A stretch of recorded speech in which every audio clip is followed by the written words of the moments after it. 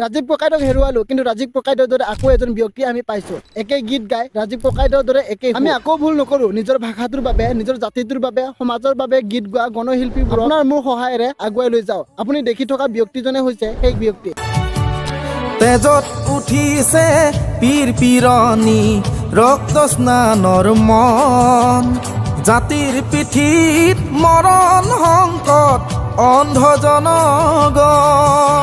হেৰ কাণপুৰে গছকিছে ৰংপুৰ বানপুৰ, চেপি খালে অসমীয়াৰ মন। অন্ধ সেনাৰে কিৰণ জিকিবি, হেমেকি উঠিছে ক্ষণ। হেৰ কাণপুৰে গছকিছে ৰংপুৰ বানপুৰ, চেপি খালে অসমীয়াৰ মন। অন্ধ সেনাৰে কিৰণ জিকিবি, হেমেকি উঠিছে ক্ষণ। অন্ধ সেনাৰে কিৰণ জিকি